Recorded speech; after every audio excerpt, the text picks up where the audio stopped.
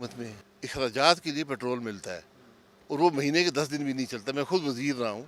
वज़ीर को जो कुछ आप देते हैं वो 10 दिन भी उसका पेट्रोल नहीं चलता, 20 दिन जेब से पेट्रोल डाल के गुजारा करता है। लेकिन अब ऐसे हालात में जब एक आम आदमी पे 60 रुपए इकट्ठे बढ़ा जी, दिया गया, तो आप मैं ये शहबाज शरीफ साहब को तजवीज़ देंगे कि ये यार फॉर द टाइम बीइंग आप ख़त्म इस करें? तजवीज़ से फिर वो खर्चे कहाँ से पूरे करेंगे? आपको वज़ीर की तनख्वाह पता है? बिस्मिल्लाहिर्रहमानिर्रहीम, अस्सलाम वालेकुम नाज़रीन, मैं हूं कंबर ज़ैदी। यूट्यूब और फेसबुक पे आप मेरा व्लॉग देख रहे हैं। आज के व्लॉग में आप लोगों ने जो सवाल किया था कि ये जो पेट्रोल बढ़ा है इसका बोझ सरकारी अफसरान, वुज़रा, मुशीर क्यों नहीं उठाते, इनको मुफ्त पेट्रोल दिया जाता है, उसका जवाब जानने के लिए मैं आज असम्बली गया और असम्बली में मैंने जो वजीर पेट्रोलियम थे, आपको पता है मुस्लिम लीग नून के दौर में, शाहिद खकान अब्बासी को पकड़ा और कुछ सवालात करने की कोशिश की और उनसे ये पूछना चाहा कि यार आखिर आप लोग ये बोझ उठाने को क्यों नहीं तैयार होते। आवाम की जानिब से पुरजोर फरमाइश आ रही है, एक रक्शे वाले, एक टैक्सी वाले और एक ट्रक ड्राइवर पे आपने बोझ डाला है 60 रुपए। एक हफ्ते में जो है आपने 2 दफा 30-30 रुपए पेट्रोल बढ़ा के उनकी कमर तोड़ दी है। वो कहीं का नहीं रहा। लेकिन अब क्या हमारे वुजरा, हमारे अफसरशाही और हमारे हुक्मरान जो हैं ये बोझ उठाने को तैयार हैं? क्योंकि आप बड़ी बड़ी लग्जरी गाड़ियों में फिरते हैं, एसी चलाया हुआ होता है आप लोगों ने, और इनके साथ जो है आपको गार्ड्स भी मिले हुए होते हैं, ड्राइवर्स भी मिले हुए होते हैं। बड़े इंटरेस्टिंग जवाब दिया। आप यकीन जाने ये जवाब सुन के, एक तो मैंने ये लगाई जब ट्विटर पे वीडियो तो बड़ी वायरल हुई, शहबाज गिल साहब ने इसको रीट्वीट किया और अभी तक वो रीट्वीट्स आ रहे हैं उस पर, बिकॉज वो जवाब भी ऐसे हैं शाहिद खाकान अब्बासी साहब की जानिब से, जो कि एक बड़े सेन लीडर कंसिडर होते हैं मुस्लिम लीग नून में, कि आप सुन के दंग रह जाएंगे। मैं आपको सुनवाऊंगा उनके जवाबात क्या दिए। उनसे मैंने 3-4 सवाल किए थे। मैंने उनसे कहा कि ये जो इतना ज्यादा अवाम पे बोझ डाला है इसका जिम्मेदार कौन है, और इसका जिम्मेदार के साथ साथ क्या आपको जब पेट्रोल मिलता है वो छोड़ेंगे या नहीं। और फिर साथ मैंने उनसे ये पूछने की कोशिश की कि आप ये शहबाज शरीफ साहब को मशवरा देंगे कि वो अपने वुजरा का जो है वो कटौती करें, उनका जो पेट्रोल डाला जाता है, उनको जो मराद दी जाती है। तो उन्होंने क्या जवाब दिए आपको पहले मैं सुनवाता हूँ, फिर हम बाकी वीडियो की तरफ चलेंगे। और आज की वीडियो में मैं आपको इंटरनेशनली जो ऑयल प्राइसेस बढ़ रही हैं उसकी मैं रीजंस बताऊंगा कि आखिर क्या वजूहात हैं जिसकी वजह से इतना ज्यादा इंटरनेशनली ऑयल प्राइसेस बढ़ रही हैं और ये हमारे काबू में नहीं रही हैं और इसको बढ़ाना पड़ा है। और आईएमएफ से क्या पीटीआई ने जो डील की थी वो अवाम को धोखा दिया था, या मुस्लिम लीग नून इसको गलत इंटरप्रेट कर रही है? ये पहले आप वीडियो देख लें। समझते हैं कि फवाद चौधरी साहब ने भी कहा, आपके साथ काबीना में लोग हैं कि उनको पेट्रोल जो मिलता है उसको भी ख़त्म होना चाहिए। ये उसमें ख़त्म कर देते अपनी हुकूमत में। अखराजात के लिए पेट्रोल मिलता है और वो महीने के 10 दिन भी नहीं चलता। मैं खुद वज़ीर रहा हूँ। वज़ीर को जो कुछ आप देते हैं वो 10 दिन भी उसका पेट्रोल नहीं चलता, 20 दिन जेब से पेट्रोल डाल के गुजारा करता है। लेकिन अब ऐसे हालात में जब एक आम आदमी पे 60 रुपए इकट्ठे बढ़ा दिया गया, तो आप शहबाज शरीफ साहब को तजवीज़ देंगे कि ये यार फॉर द टाइम बीइंग आप ख़त्म इस करें? तजवीज़ से फिर वो खर्चे कहाँ से पूरे करेंगे? आपको वज़ीर की तनख्वाह पता है? वज़ीर एक जज से 10वां हिस्सा तनख्वाह लेता है। सर जजेस और जर्नल्स के भी करें ख़त्म। जी, फिर ये लंबी बात है। फिर पूरे मुल्क के ख़त्म कर दें, ऐसे तो काम नहीं चलता ना।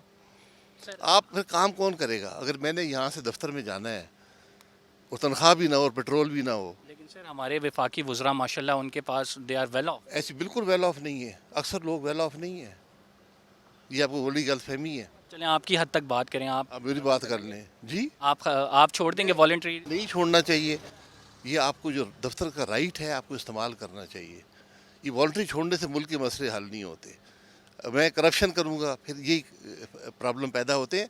आपको जो आदमी महकमे में काम करता है उसके खर्चात के लिए उसको रकम माकूल देनी चाहिए। दुनिया में ये असूल है। मुफ्त काम करने वाला कभी डिलीवर नहीं करता। ये बड़ी हमें गलतफहमी है इस मामले में। अजीन, आपने वीडियो देखी जिसमें शाहिद खाकान अब्बासी साहब कह रहे हैं कि बहुत सारे वुजरा गरीब होते हैं और गरीब आदमी का जो है वो 10 दिन पेट्रोल चलता है उनको जो मिलता है और उसके बाद उसे अपनी जेब से भरवाना पड़ता है। और आपको क्या पता जी, आप तो समझते हैं कि हर वजीर जो है अमीर होता है, ऐसी बात नहीं है। और टू बी वेरी ऑनेस्ट, इनकी जो काबीना है मुस्लिम लीग नून की, इसमें मैंने कल वीडियो की है, वो आप कल वीडियो हमजा शहबाज की उठा के देख लें, जिसमें हमजा शहबाज की विफाकी काबीना के बारे में मैंने नाम लेके बताया हुआ ये लोग कितने अरसे से हम पे रूल कर रहे हैं, कितने अमीर और असर रसूख वाले खानदान के हैं। मुझे ये बताएं, आप लोग किसी को ऐसे बंदे को टिकट देते हैं जो कि अपने खर्चे के बगैर जो है वो अपना खर्चा किए बगैर इलेक्शन कैंपेन चला सके, या फिर वो कहीं इधर उधर लोगों से मांग तांग के इलेक्शन कैंपेन के लिए करे? खुदारा इस आवाम को धोखा ना दें।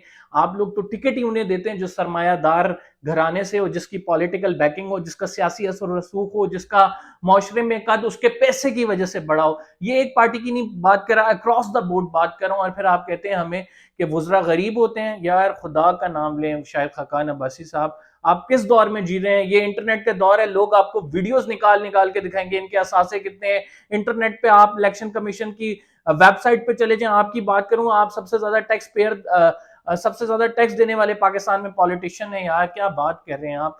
ये लोगों को पता है। मैं सिर्फ लोगों को सच हकीकत दिखाने के लिए ये तमाम चीजें कह रहा हूं, और उम्मीद करता हूं आप मेरे चैनल की सब्सक्राइब करें होंगे। आते हैं दूसरी बात की तरफ। हुकूमत की जानिब से जो ये कहा जा रहा है कि ये आईएमएफ के साथ मुआहिदा पीटीआई ने किया था। जी बिल्कुल, आईएमएफ के साथ पीटीआई ने मुआहिदा किया था, और पीटीआई के फैसल जावेद से आज हमारी बात हुई है। इसके अलावा इकोनॉमिक एक्सपर्ट्स जो है मुजम्मिल असलम, उनसे भी जानने की कोशिश की है। उन्होंने कहा कि देखें, हमने मुआहिदा जरूर किया था, हमने ये कहा था कि हम इस हुकूमत में हैं, हमने पेट्रोल पे जो है रेट्स बढ़ाने, लेकिन हम अपने तरीके से चला रहे थे। हमने टैक्स कलेक्शन ज्यादा की थी, वहां से पैसे उन्हें दे देते थे, और वो जो है आवाम पे को सब्सिडी दी हुई थी। उन्होंने कहा, कैटेगोरिकली कहा कि हमें तो नहीं मालूम था कि ये हुकूमत आ जाएगी, या हम इसके लिए सुरंग जो है खोद के जा रहे हैं सब्सिडी की। ना आते तो हम फेस कर रहे होते, अब आवाम हमें वोट ना देती। That is quite legit argument.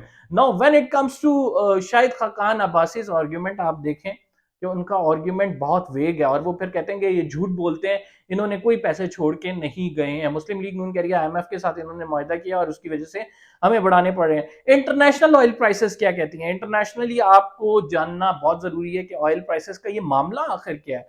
मैं आपको इस हवाले से खबर दे दूं कि सदर बाइडेन, अमेरिका के जो प्रेसिडेंट हैं, उन्होंने मोहम्मद बिन सलमान जो सऊदी अरब के क्राउन प्रिंस हैं, उनसे मिलने की ख्वाहिश जाहिर की, और वो अगले हफ्ते में उनका टूर एक्सपेक्टेड है। उसकी वजूहत ये है कि इंटरनेशनली ऑयल मार्केट में एक बहुत बड़ा, आप कह सकते हैं कि वो ऑयल मार्केट जितनी प्राइसेस थी बहुत ज्यादा ऊपर चली गई हैं, और एक बहुत बड़ा जो जंप जो हमें देखने को मिल रहा है कि स्टेबल नहीं हो रही मार्केट, वो उसकी वजह रशिया यूक्रेन वॉर है। और रशिया यूक्रेन वॉर में अमेरिका ने रशिया पे सैंक्शन कर दिए हैं। आपको ये जानना जरूरी है कि रशिया से न सिर्फ यूरोप बल्कि मुख्तलिफ जगह पे जो है उनका ऑयल एक्सपोर्ट होता था, और ऑयल और गैसोलीन के लिए वो रशिया से रब्ता करते थे, और रशिया उनको डिस्ट्रीब्यूट करता था। अब यूएस ने रशिया पे लगा दिए सैंक्शंस।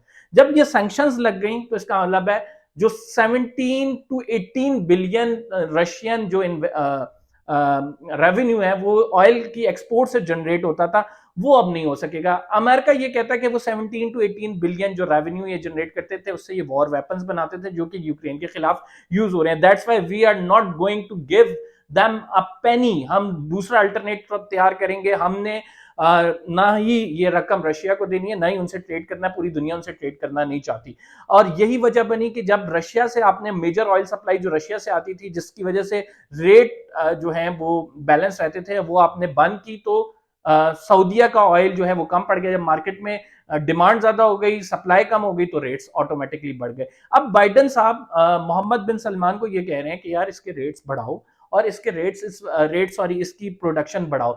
अब मैं आपको यहाँ पे बता दूं कि सऊदीया में 10 million oil barrel per day की कैपेसिटी है, वो एक्सट्रैक्ट करता है। और जो इसकी एक्चुअल कैपेसिटी है, अभी ये एक्सट्रैक्ट करता है इतनी कैपेसिटी पे, लेकिन इसकी एक्चुअल जो कैपेसिटी है वो 12 मिलियन बैरल जो है वो उसकी कैपेसिटी है। वो 12 मिलियन बैरल एक दिन में निकाल सकता है ऑयल। तो अमेरिका की जानिब से ये पुश किया जा रहा है कि आप 10 मिलियन बैरल जो एक्सट्रैक्ट करते हैं उसको 12 मिलियन बैरल पे ले जाएं, जो अपनी मैक्सिमम कैपेसिटी पे ले जाएं, और इस कैपेसिटी को भी जो है आप इनहांस करें, हम आपकी मदद करते हैं।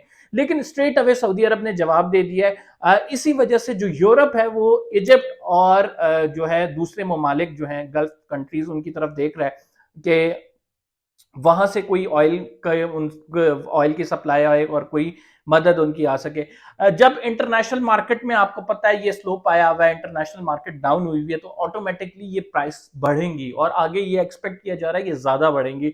हुकूमत ने आईएमएफ के मुआहदे के तहत ऑयल की प्राइसेस जरूर बढ़ाई हैं और ये हुकूमत की जानिब से जरूर बातें की जा रही हैं कि इंटरनेशनल मार्केट ऐसी है, लेकिन इसको किसी ना किसी हद तक कंट्रोल किया जा सकता है। जैसे इंडिया ने किया, इंडिया ने ऑयल इंपोर्ट किया है, रशिया वाला ऑयल से डील किया और उस डील के नतीजे में उनकी आवाम को सस्ता पेट्रोल मिल रहा है। क्या पाकिस्तान ऐसा कर पाएगा या नहीं? इंपोर्टेड हुकूमत, आई डोंट नो ये क्या मामलात होंगे।